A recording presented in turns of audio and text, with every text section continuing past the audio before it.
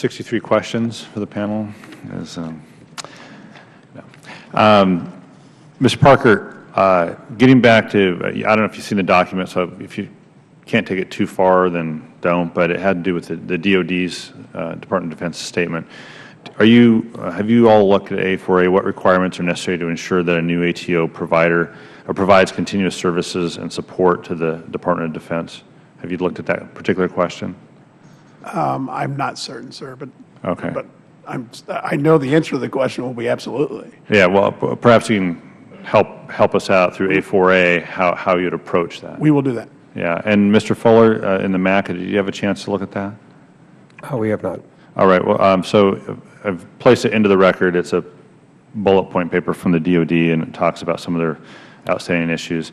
Mr. Hampton, has IG looked at that at all? No, we have not, but DOD is unique in the sense that they are both a air traffic service provider and a consumer.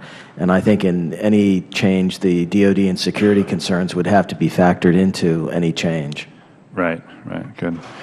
Thanks. Mr. Rinaldi, would you expect any new organization to provide collective bargaining rights and retain federal benefits and pensions?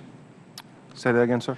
Would you expect that any new ATO organization, or I guess AT organization, would provide collective bargaining rights and retain federal benefits and pensions? Absolutely. And have you had discussions with other stakeholders about that? Preliminary, yes. Preliminary, yes? Yeah. Can you give me a flavor of no the result? definitive answers, that's for sure. Excuse me? No definitive answers at this point, but preliminary, we've had those discussions, yes. Okay. All right. Great. Mr. Poole, in your comments on page 6, this gets to sort of some of the comparison of the numbers. Yes, sir. So I'll give you a little time to get there. It's got the table and the cost per IFR flight hours. Yes. Yeah, right. Yes.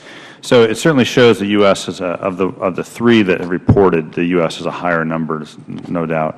But from 2011 to 2014, the increase in the U.S. is 4.9%, while NAV Canada was 14.4%, and New Zealand is 22% increase over that same period of time.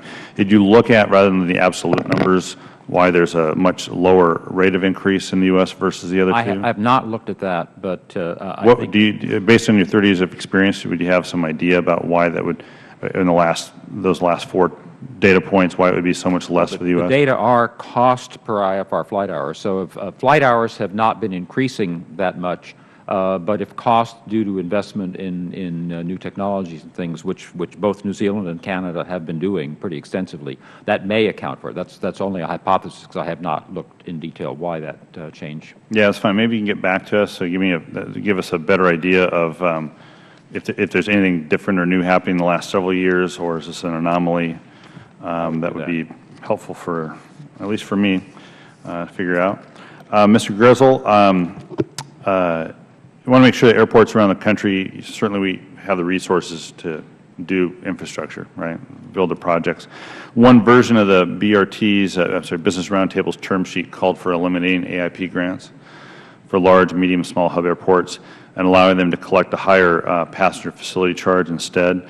How high would that PFC cap need to be in order for small hubs to offset their loss of AIP funds? Do you have an estimate of that? I don't think it's a realistic option for some of the smaller hub airports in the first place. They simply don't have a self-help option with respect to collecting PFCs that would adequately cover their capital costs. So can you expand on that? What do it mean for medium-sized or larger hubs? I think that a solution needs to be designed that looks at the relatively limited number of funding options that we have. Keep in mind that the entire FAA currently receives a very generous general fund support. And going forward, the different constituent parts of what is now the single FAA will continue to need to receive general fund funding. Would you agree? I'm sorry. Would you assess that the airports consider the funding from general fund very generous? I don't know. I do. Mr. Parker, some proponents of reform have suggested that airports should be allowed to charge a higher PFC, right? And we've had this discussion before to make up for an expected shortfall.